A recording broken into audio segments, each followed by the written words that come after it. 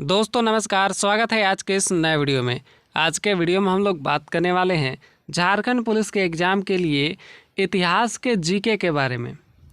ये जितने भी सवाल मैं आपको बताऊंगा ये सभी आपके पेपर 2 के लिए इम्पोर्टेंट है। ठीक है, जीके जीएस में इस तरह का सवाल जो है पूछा जाएगा, तो जो इम्पोर्टेंट होता है वही मैं आपको बताता हूँ। ठीक है, मैं पहले से भी कहते आ रहा हूँ। तो आज जो है पहला दिन का वीडियो है और आज से 500 सवालों का महापैक शुरू होने वाला है। तो हर एक वीडियो में आपको 100 सवाल देखने को मिलेंगे। ठीक है, तो 5 वीडियो में 500 सवाल ख़त्म हो जाएंगे इतिहास के। तो चलिए इसी की शुरुआत हम लोग आज के वीडियो से करने वाले हैं। तो आज के वीडियो में हम लोग 100 अति महत्वपूर्ण एमसीक्यू को देखने वाले हैं, जो कि पेपर 2 के लिए बहुत ही ज़्यादा महत्वपूर्ण है और इतिहास का जीके होगा। ठीक है, लगभग ये हर बार मतलब पूछ ही दिया जाता है। ठीक है, तो चलिए अब हम शुरू करते हैं। और अगर आप झारखंड पुलिस के एग्ज़ाम की तैयारी कर रहे हैं तो हमारे चैनल को ज़रूर सब्सक्राइब कर लीजिए। चलिए अब हम शुरू करते हैं। और पहला सवाल शुरू होता है हड़प्पा सभ्यता से। हड़प्पा सभ्यता से बहुत ज़्यादा प्रश्न आते हैं। ठीक है, मैं आपको बता रहा हूँ कि हड़प्पा सभ्यता से बहुत ही ज़्यादा प्रश्न आते हैं। तो यहाँ पे पहला प्रश्न है कि हड़प्पा सभ्यता की खोज किसने की थी। तो हड़प्पा सभ्यता की खोज किए थे दयाराम साहनी। ठीक है, कौन किए थे? दयाराम साहनी किए थे। ठीक है, याद रखिएगा पहला ऑप्शन। चलिए आगे बढ़ते हैं। वह शासक जिसने एक सच्चे जैन मुनि की तरह उपवास के द्वार शरीर त्याग दिया वो कौन था? तो वो थे चंद्रगुप्त मौर्य। कौन थे? चंद्रगुप्त मौर्य थे। ठीक है, चलिए अगला है तराइन का प्रथम युद्ध 1191 ईस्वी में किसके मध्य लड़ा गया था?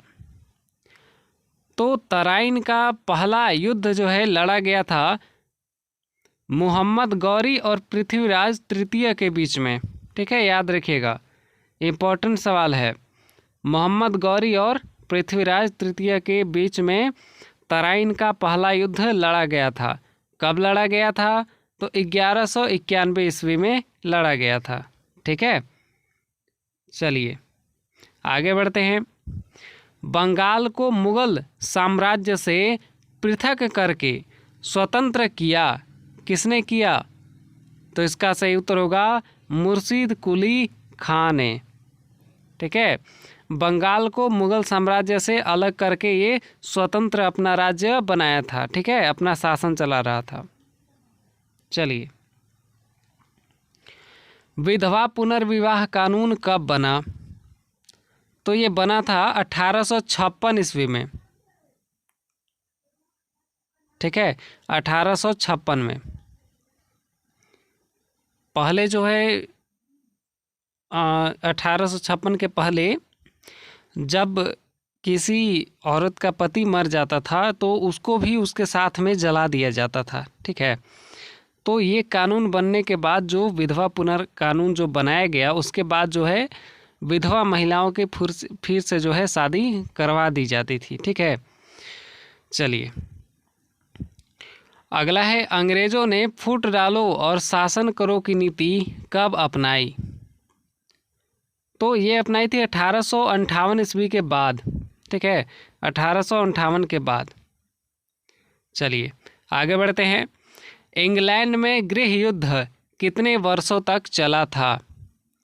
तो इंग्लैंड में गृह युद्ध चला था 7 वर्ष तक। कितने साल तक? तो 7 साल तक, याद रखिएगा। अगला है आर्य भारत में कहाँ से आए थे? तो आर्य भारत में आए थे केंद्रीय एशिया से। ठीक है, केंद्रीय एशिया से। और जब आर्य लोग भारत में आए थे और जिस जगह पर रह रहे थे उस स्थान को इन लोगों ने आर्यावर्त के नाम से जो है कहने लगे। ठीक है, जैसे आर्य लोग आए और एक पूरे मतलब एक एरिया में रहने लगे। ठीक है, एक क्षेत्र में, और उस क्षेत्र को ये लोग आर्यावर्त कहने लगे। ठीक है, क्या कहने लगे? आर्यावर्त। तो आज भारत का नाम भी आर्यवर्त ही है। ठीक है, भारत के टोटल 5 नाम हैं। ठीक है, और यहाँ पे पहला नाम जो है आता है भारत, दूसरा आता है इंडिया, तीसरा आता है हिंदुस्तान, चौथा आता है आर्यवर्त, और एक और नाम है वो आप कमेंट में बताइएगा। ठीक है, वो मैं आपके लिए छोड़ रहा हूँ। चलिए अब आगे बढ़ते हैं। किस अवधि में रामायण एवं महाभारत की रचना हुई थी? तो इसका सही उत्तर होगा आर्य अवधि में। ठीक है, आर्य अवधि में। चलिए, आर्य लोगों के समय में। अगला है, गुप्त समाज की स्थापना किसने की थी? तो गुप्त समाज की स्थापना की थी चंद्रगुप्त मौर्य ने। ठीक है, चंद्रगुप्त मौर्य। नहीं, चंद्रगुप्त मौर्य ये नहीं है, चंद्रगुप्त केवल है। ठीक है, चंद्रगुप्त, ये गुप्त साम्राज्य ही है। चलिए आगे बढ़ते हैं। पानीपत की दूसरी लड़ाई किनके बीच हुई थी? अब देखिए, पानीपत की दूसरी लड़ाई किसके बीच हुई थी? तो इसका सही उत्तर होगा बैगम खां और हेमू के बीच में। ठीक है, बैगम खान और हेमू के बीच में। चलिए आगे बढ़ते हैं। मोहम्मद गौरी कहाँ का शासक था? तो मोहम्मद गौरी जो है अफ़गानिस्तान का शासक था। ठीक है, अफ़गानिस्तान का। चलिए आगे बढ़ते हैं। मस्तानी किस शासक की प्रेयसी थी? तो इसका सही उत्तर हो जाएगा बाजीराव पेशवा की। किसकी? तो बाजीराव पेशवा की। चलिए आगे बढ़ते हैं। बिहार प्रदेश को किस मुस्लिम शासक ने सर्वप्रथम जीता था? तो इसका सही उत्तर हो जाएगा खिलजी ने। किसने? खिलजी ने। ठीक है, चलिए। मुगल काल में सर्वप्रथम किस शहर में अंग्रेजों ने अपने कारखाने स्थापित किए? तो मुगल काल मतलब मुगलों के समय में सबसे पहले अंग्रेज कहाँ पे अपना कारखाना लगाए थे? तो इसका सही उत्तर हो जाएगा सूरत में। ठीक है, याद रखिएगा, सूरत। चलिए आगे बढ़ते हैं। पहली सहायक संधि कौन सी थी? तो पहली सहायक संधि थी निजाम संधि। ठीक है, कौन थी? तो निजाम संधि थी। ठीक है, याद रखिएगा, इम्पोर्टेंट है ये सभी। चलिए आगे बढ़ते हैं। कर्नाटक संगीत का पितामह किसे कहा जाता है? तो कर्नाटक संगीत का पितामह कहा जाता है पुरंदर दास को। किसको? पुरंदर दास को। ठीक है, याद रखिएगा, सभी सवाल इम्पोर्टेंट हैं। ठीक है, कहीं से भी पूछ सकता है, तो ध्यान से वीडियो देखिएगा। चलिए अगला है कि किसके शासनकाल में प्रथम चीनी यात्री भारत में आया था? तो इसका सही उत्तर हो जाएगा चंद्रगुप्त द्वितीय। ठीक है, चंद्रगुप्त द्वितीय के शासनकाल में पहली बार चीनी यात्री भारत में आया था। अगला है, निम्नलिखित मुगल शासकों में से किसे प्रिंस ऑफ बिल्डर्स के नाम से पुकारा जाता है? तो प्रिंस ऑफ बिल्डर्स कहा जाता है शाहजहां को। ठीक है, शाहजहां को।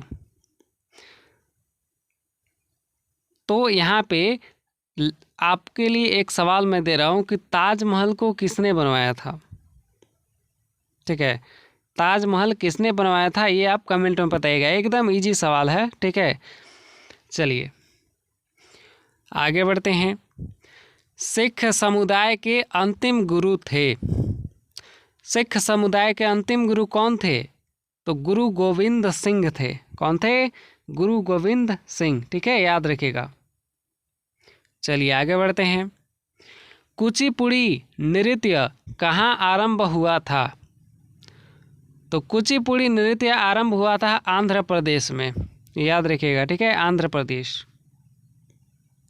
चलिए, चित्रकला की गांधार शैली का सूत्रपात किसके द्वारा किया गया था? तो चित्रकला की गांधार शैली का जो है सूत्रपात मतलब शुरुआत, ठीक है, किसके द्वारा किया गया था? तो इसका सही उत्तर हो जाएगा महायान संप्रदाय के द्वारा, ठीक है, महायान संप्रदाय। चलिए आगे बढ़ते हैं। ताजमहल की डिजाइन तैयार करने वाला वास्तुकार कौन था? तो वो था उस्ताद ईसा। कौन? उस्ताद ईसा, ठीक है, याद रखिएगा। चलिए अगला है, बौद्धों के विश्वास के अनुसार गौतम बुद्ध का अगला अवतार किसे माना जाता है? तो गौतम बुद्ध का जो है अगला अवतार कल्कि अवतार को माना जाता है, ठीक है। मतलब देखिए कल्कि सही होगा। देखिए बौद्ध जो लोग हैं, ठीक है, जो बौद्ध को मानते हैं, ठीक है, बौद्ध धर्म वाले, वो लोग ऐसा मानते हैं कि अगला जब कल्कि अवतार होगा तो वो बुद्ध, जो महात्मा बुद्ध थे, वही कल्कि अवतार में रूप जो है कल्कि अवतार के रूप में जन्म लेंगे, ठीक है। तो ये बौद्ध धर्म के लोगों का मानना है ऐसा, ठीक है, विश्वास है। चलिए कुतुब मीनार के पास स्थित लौह स्तंभ किस राजा ने बनवाया था? तो इसका सही उत्तर होगा चंद्रगुप्त द्वितीय ने, ठीक है, चंद्रगुप्त द्वितीय। चलिए स्वामी दयानंद सरस्वती ने किस समाज की स्थापना की थी? तो इसका सही उत्तर हो जाएगा आर्य समाज की। किसकी? तो आर्य समाज की, ठीक है, याद रखिएगा, सभी सवाल इम्पोर्टेंट हैं। चलिए अगला है, निम्नलिखित में से किसने इबादत खाना बनाया है? तो इबादत खाना किसने बनाया है? तो अकबर ने बनवाया है, ठीक है, अकबर। चलिए मैंने आपसे पूछा था कि ताजमहल किसने बनवाया है, ठीक है, तो शाहजहां ने बनवाया था, याद रखिएगा, ठीक है। अगर आपको मैंने कहा था कमेंट में बताने के लिए, अगर आप बताए थे तो ठीक है, ठीक है। चलिए अगला है, भारत की प्रथम महिला शासक बनी थी? तो भारत की प्रथम महिला शासक बनी थी रजिया बेगम, ठीक है, रजिया बेगम या रजिया सुल्तान कहा जाता है, ठीक है, रजिया बेगम या रजिया सुल्तान इन्हीं को कहा जाता है, ठीक है। चलिए टीपू सुल्तान कहाँ का शासक था? तो टीपू सुल्तान जो है मैसूर का शासक था, ठीक है, मैसूर का। चलिए आगे बढ़ते हैं। भारत में प्रथम मुस्लिम आक्रमणकारी था, कौन था भाई? तो इसका सही उत्तर हो जाएगा महमूद बिन कासिम। कौन था? तो महमूद बिन कासिम। पहली बार भारत में, मतलब यह पहला मुस्लिम था जो भारत में आक्रमण किया था। चलिए प्रथम भारतीय साम्राज्य स्थापित किया गया था? तो पहला भारतीय साम्राज्य जो है स्थापित किया गया था किसके द्वारा? तो चंद्रगुप्त मौर्य के द्वारा, ठीक है, चंद्रगुप्त मौर्य, मौर्य साम्राज्य की स्थापना हुई थी। किसके समाधि के कारण नांदेड़ गुरु द्वारा, मतलब नांदेड़ गुरुद्वारा का नाम है, ठीक है, किसके समाधि के कारण नांदेड़ गुरुद्वारा सिखों द्वारा पवित्र माना जाता है? तो इसका सही उत्तर हो जाएगा गुरु गोविंद सिंह की, ठीक है, गुरु गोविंद सिंह सही होगा। देखिए नांदेड़ गुरुद्वारा जो है वहाँ पे गुरु गोविंद सिंह की समाधि है, और इसी समाधि के कारण इस जो गुरुद्वारा है, ठीक है, नांदेड़ गुरुद्वारा, इसको पवित्र माना जाता है, ठीक है। चलिए आगे बढ़ते हैं। विख्यात सोमनाथ मंदिर को किसने नष्ट किया? तो सोमनाथ मंदिर को नष्ट किया था सुल्तान महमूद ने, ठीक है, सुल्तान महमूद। चलिए अगला है, निम्नलिखित में से कौन सा सबसे पुराना स्मारक है? तो सबसे पुराना स्मारक इनमें से कौन सा है? देखिए सबसे पुराना है अजंता की गुफाएं, ठीक है, कौन है? तो अजंता की गुफाएं। ठीक है, चलिए। सिंधु घाटी सभ्यता के लोग पूजा करते थे, किसकी पूजा करते थे? तो इसका सही उत्तर होगा पशुपति की। ठीक है, किसकी? तो पशुपति की। चलिए, त्रिपिटक धार्मिक ग्रंथ है, त्रिपिटक धार्मिक ग्रंथ किस धर्म का ग्रंथ है? तो इसका सही उत्तर हो जाएगा बौद्ध धर्म का। ठीक है, बौद्धों का। चलिए, पानीपत की तीसरी लड़ाई कब हुई थी? तो पानीपत की तीसरी लड़ाई कब हुई? तो इसका सही उत्तर हो जाएगा 1761 ईस्वी में। ठीक है, 1761। तो तीसरी लड़ाई तो समझ गए, ठीक है, लेकिन समझिए कि पहली लड़ाई कब हुई थी। देखिए, पहली पानीपत की लड़ाई हुई थी 21 अप्रैल 1526 ईस्वी को। ठीक है, 21 अप्रैल, एक मिनट इसको पतला कर लेने दीजिए थोड़ा सा। ठीक है, 21 अप्रैल 1526 ईस्वी को। ठीक है, और ये बाबर और इब्राहिम लोदी के बीच में लड़ा गया था। ठीक है, और जीत हुआ था बाबर का। ठीक है, और दूसरा लड़ाई हुआ था 5 नवंबर 1556 को। ठीक है, 5 नवंबर, ठीक है, 5 नवंबर 1556 को। और ये लड़ाई हुआ था अकबर और सम्राट हेमचंद्र विक्रमादित्य के बीच में। ठीक है, सम्राट हेमचंद्र विक्रमादित्य को हेमू के नाम से भी जानते हैं। ठीक है, तो अकबर और हेमू के बीच में हुआ था, तो इसमें जीत हुई थी अकबर की। ठीक है, इम्पोर्टेंट है इसलिए मैं आपको बता रहा हूँ। फिर अगला है तीसरा पानीपत की लड़ाई हुई थी वो 14 जनवरी 1761 को हुई थी। ठीक है, 14 जनवरी 1761। ठीक है, यहाँ पे मैंने आपको बताया ही है। तो ये लड़ाई जो है अब्दाली और सदाशिवराव पेशवा के बीच में हुई थी, जो कि मराठा थे। ठीक है, तो इसमें जीत हुई थी अब्दाली की। तो ये तीनों लड़ाई बहुत ही ज़्यादा इम्पोर्टेंट है। ठीक है, इससे सवाल आपका बनता है। चलिए, अब आगे बढ़ते हैं। मुगल साम्राज्य की नींव किस लड़ाई के बाद मानी जाती है? तो मुगल साम्राज्य की नींव जो है यहाँ पे पानीपत की पहली लड़ाई जब हुई थी 1526 में। ठीक है, उसी समय बाबर जो है भारत में अपना साम्राज्य की नींव रखा था। ठीक है, 1526 में ही बाबर भारत में अपना साम्राज्य का मतलब कि नींव रखा था। ठीक है, शुरुआत किया था। चलिए, अगला है मुगल वंश की स्थापना भारत में कब हुई? अब देखिए सवाल आ गया। तो मुगल वंश की स्थापना भारत में जो है 1526 में हुई थी। ठीक है, पानीपत की पहली लड़ाई के बाद। ठीक है, बाबर जीत गया था तो वो अपना जो है साम्राज्य भारत में स्थापित करने लगा। चलिए, पलासी का युद्ध कब लड़ा गया था? तो पलासी का युद्ध लड़ा गया था 23 जून 1757 ईस्वी को। ठीक है, 23 जून 1757 को। चलिए, अगला है बक्सर का युद्ध कब आरंभ हुआ था? तो बक्सर का युद्ध शुरू हुआ था 1763 ईस्वी में। ठीक है, 1763 में। तो यहाँ पे देखिए ऑप्शन में जो है 1763 दिया हुआ है। ठीक है, तो यहाँ पे आपको 1763 पर टिक करना है। अगर 1764 आपको मिल जाए तो उसी पर टिक कर देना है।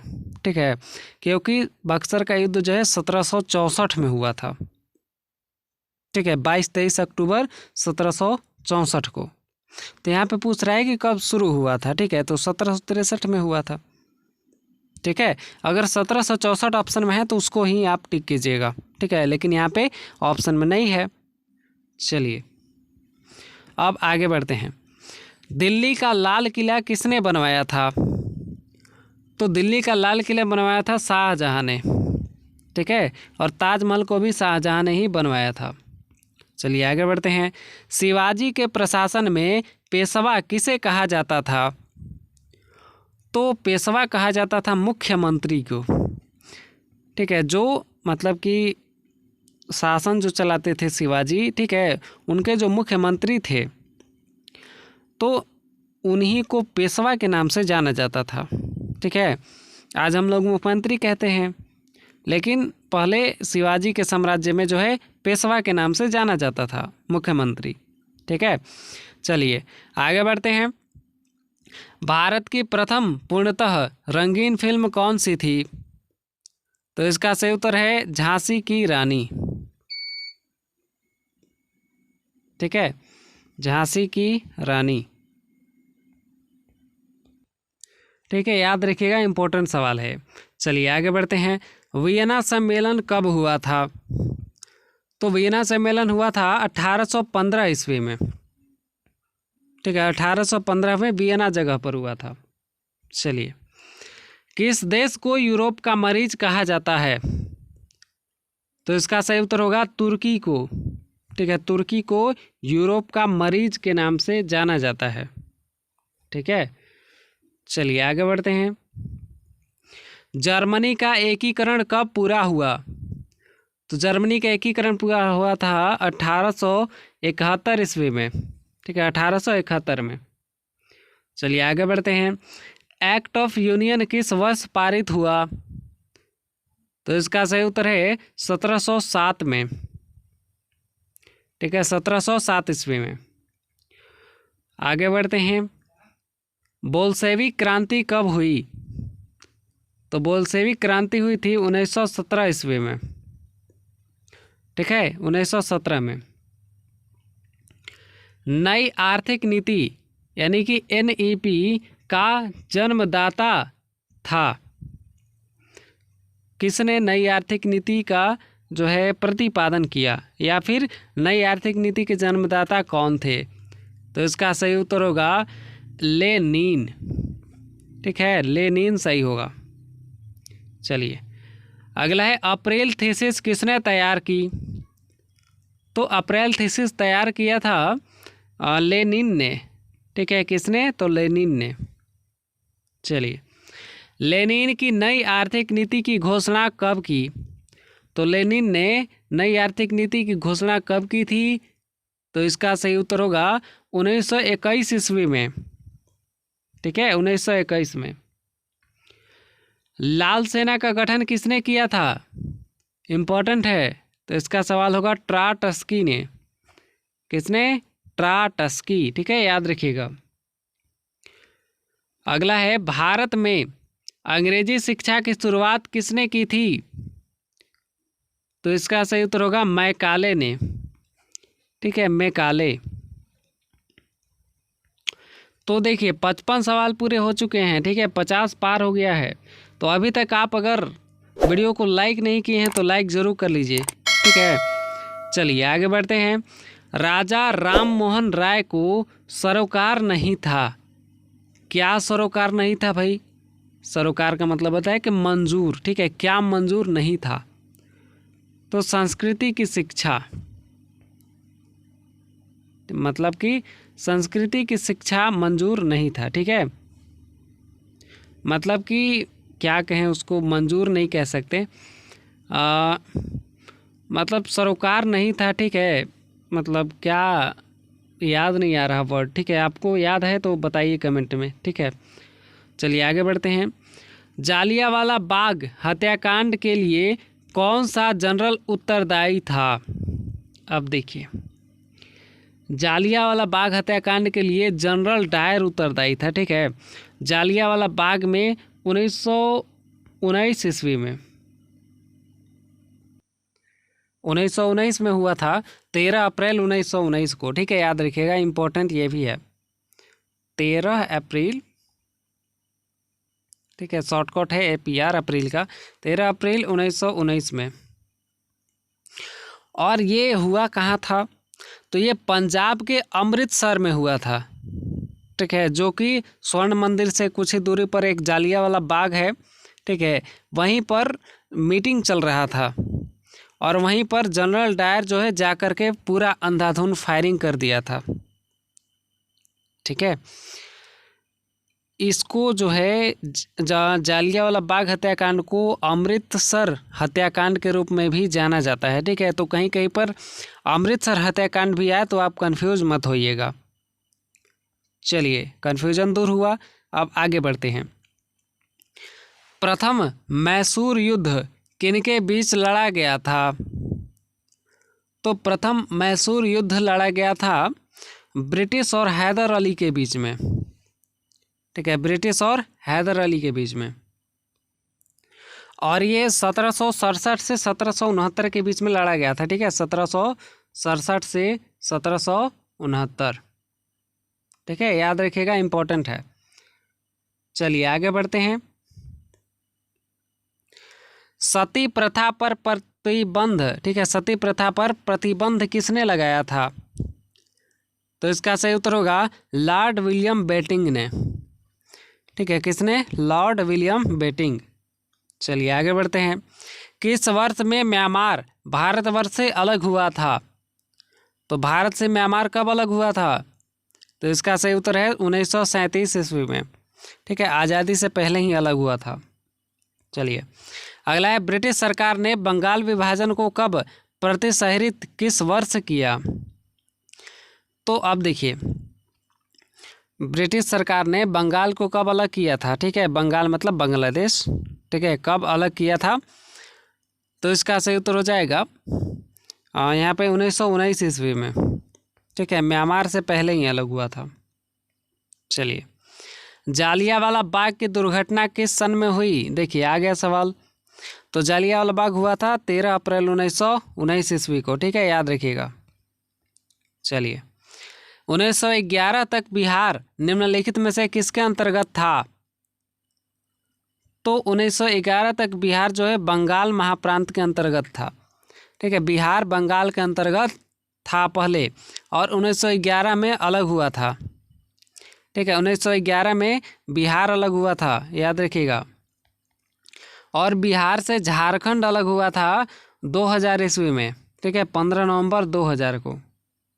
चलिए, अलीगढ़ मुस्लिम विश्वविद्यालय के संस्थापक कौन थे? तो इसका सही उत्तर हो जाएगा सर सैयद अहमद। ठीक है, सर सैयद अहमद।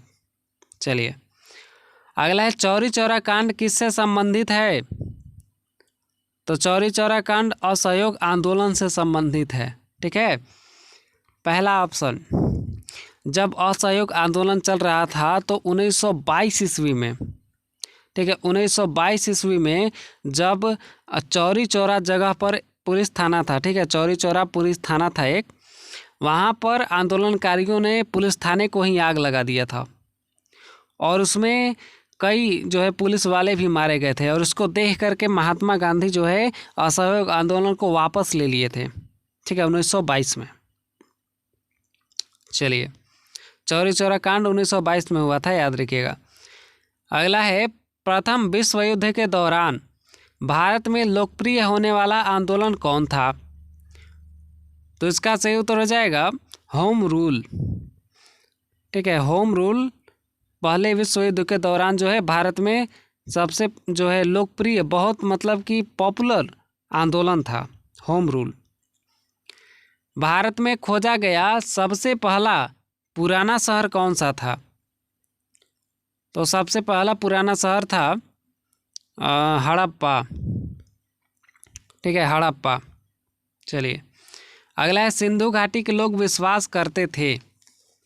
तो सिंधु घाटी के लोग किस पर विश्वास करते थे? तो इसका सही उत्तर है मातृशक्ति पर। ठीक है, मातृशक्ति। चलिए, आर्य शब्द का शाब्दिक अर्थ है। आर्य शब्द का शाब्दिक अर्थ क्या है? तो इसका सही उत्तर है श्रेष्ठ या कुलीन। ठीक है, दूसरा ऑप्शन।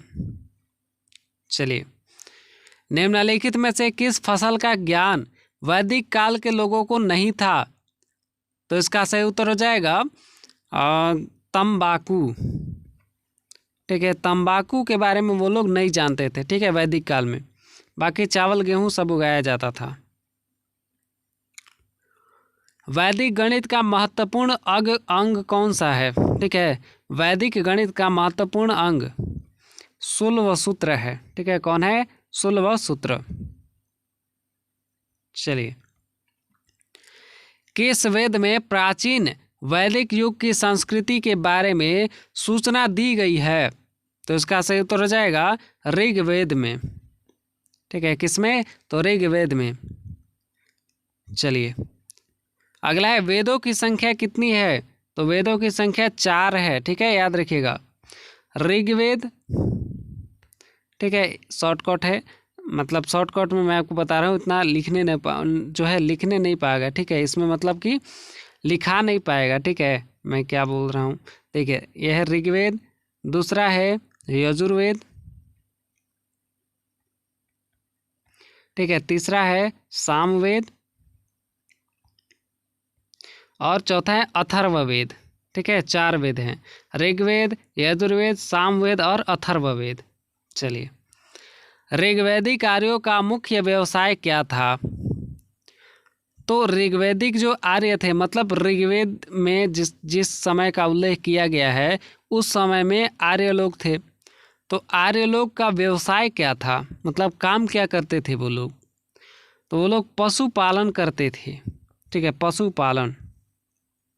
चलिए, भारतीय संगीत का आदि ग्रंथ किसे कहा जाता है? तो किस वेद को कहा जाता है? ठीक है, भारतीय संगीत का आदि ग्रंथ। तो इसका सही उत्तर हो जाएगा सामवेद को। ठीक है, सामवेद। चलिए, अगला है प्रथम विधि निर्माता कौन है? तो प्रथम विधि निर्माता है मनु। ठीक है, याद रखिएगा, इंपॉर्टेंट सवाल है ये। चलिए, कृष्ण भक्ति का प्रथम और प्रधान ग्रंथ कौन सा है? तो इसका सही उत्तर हो जाएगा श्रीमद् भागवत गीता। कौन है? श्रीमद् भागवत गीता। ठीक है, इसमें कृष्ण भक्ति का पहला और सबसे प्रधान ग्रंथ है। ठीक है, सबसे मुख्य ग्रंथ है। चलिए, ऋग्वेद में संपत्ति का प्रमुख रूप क्या है? तो इसका सही उत्तर हो जाएगा गोधन। ठीक है, गोधन। चलिए, पुराणों की संख्या कितनी है? तो पुराणों की संख्या है 18। ठीक है, याद रखिएगा, 18। अगला है वैदिक धर्म का मुख्य लक्षण इनमें से किसकी उपासना था? तो इसका सही उत्तर है प्रकृति। ठीक है, प्रकृति। चलिए, किस देवता के लिए ऋग्वेद में पुरंदर शब्द का प्रयोग हुआ है? तो ऋग्वेद में पुरंदर शब्द किस देवता के लिए प्रयोग किया गया है? तो इसका सही उत्तर है इंद्र के लिए। ठीक है, इंद्र। और इंद्र क्या है? तो सभी देवों के राजा हैं। ठीक है, चलिए, शुल्वसूत्र किस विषय से संबंधित पुस्तक है? तो शुल्वसूत्र जो है गणित में ज्यामिति से संबंधित है। ठीक है, ज्यामिति। चलिए, गणित का अंग है और गणित में ज्यामिति से संबंधित है। अगला है अस्तो मा सदगमय कहाँ से लिया गया है? तो इसका सही उत्तर है ऋग्वेद से। ठीक है, ऋग्वेद से लिया गया है। अगला है धर्मशास्त्रों में भू राजस्व की दर क्या है? तो इसका सही उत्तर होगा 1/6। 1/6 का मतलब 6 भाग में 1 भाग। ठीक है, चलिए, प्राचीन भारत में निष्क नाम से क्या जाने जाते थे? तो निष्क नाम से जाने जाते थे स्वर्ण आभूषण। ठीक है, स्वर्ण आभूषण। प्राचीन भारत में स्वर्ण आभूषण को निष्क कहा जाता था। अगला है योग दर्शन के प्रतिपादक हैं। कौन है भाई? तो इसका सही उत्तर होगा पतंजलि। ठीक है, सही उत्तर होगा पतंजलि। चलिए, उपनिषद पुस्तकें किससे संबंधित हैं? तो उपनिषद पुस्तकें जो हैं संबंधित हैं दर्शन से। ठीक है, दर्शन से संबंधित है। चलिए, आगे बढ़ते हैं। आरंभिक वैदिक साहित्य में सर्वाधिक वर्णित नदी कौन सी है? तो वैदिक जो समय है, ठीक है, वैदिक साहित्य जो है उसमें सबसे ज़्यादा वर्णित होने वाली नदी कौन है? तो इसका सही उत्तर होगा सिंधु नदी। ठीक है, सिंधु। चलिए, कर्म का सिद्धांत किससे संबंधित है? तो कर्म का सिद्धांत संबंधित है मीमांसा से। ठीक है, याद रखिएगा, मीमांसा से। इम्पोर्टेंट सवाल है। अगला है, वैदिक युग में प्रभावित लोकप्रिय शासन प्रणाली थी, कौन सी थी भाई? तो इसका सही उत्तर होगा गणतंत्र। ठीक है, गणतंत्र। चलिए, सबसे प्राचीन वेद कौन सा है? तो सबसे प्राचीन वेद है ऋग्वेद। ठीक है, ऋग्वेद। चलिए, कौन सा वेद अंशतः गद्य रूप में भी रचित है? तो गद्य रूप में भी कौन सा है भाई? तो इसका सही उत्तर हो जाएगा यहाँ पे यजुर्वेद। ठीक है, यजुर्वेद। चलिए, निम्नलिखित में से कौन सी स्मृति प्राचीनतम है? मतलब सबसे पुरानी स्मृति इनमें से कौन सी है? तो इसका सही उत्तर हो जाएगा मनु स्मृति। ठीक है, मनु स्मृति। और सबसे पहला विधि निर्माता कौन है? तो मनु है। ठीक है, याद रखिएगा, मैंने पहले भी बताया है आपको। अगला है, आदि काव्य की संज्ञा किसे दी जाती है? तो आदि काव्य की संज्ञा दी जाती है रामायण को। ठीक है, रामायण। चलिए, गायत्री मंत्र की रचना किसने की थी? तो गायत्री मंत्र की रचना की थी विश्वामित्र ने। ठीक है, विश्वामित्र। रामायण के लेखक भी विश्वामित्र ही थे। ठीक है, चलिए, नहीं, वाल्मीकि थे। ठीक है, सॉरी, वाल्मीकि। रामायण के लेखक थे महर्षि वाल्मीकि। चलिए, अगला है, हड़प्पावासी किस वस्तु के उत्पादन में सर्वप्रथम थे? तो हड़प्पावासी जो है किस वस्तु का उत्पादन सबसे ज़्यादा करते थे? तो इसका सही उत्तर है कपास का। ठीक है, कपास। चलिए, आगे बढ़ते हैं। सिंधु सभ्यता का कौन सा स्थान भारत में स्थित है? तो इसका सही उत्तर हो जाएगा लोथल। ठीक है, लोथल भारत में ही है। बाकी हड़प्पा, मोहनजोदड़ो ये सभी अब पाकिस्तान का भाग हो गया है। मतलब भारत पाकिस्तान जब अलग हुआ तो उस समय वो पाकिस्तान में पड़ गया था। ठीक है, चलिए, पाली ग्रंथों में गांव के मुखिया को क्या कहा जाता है? तो इसको ग्राम भोजक कहा जाता है। ठीक है, ग्राम भोजक। चलिए, अगला है, नंद वंश का संस्थापक कौन था? तो नंद वंश का संस्थापक थे महानंदिनी। ठीक है, महानंदनी। चलिए, आज का अंतिम सवाल है, सिकंदर ने भारत पर कब आक्रमण किया?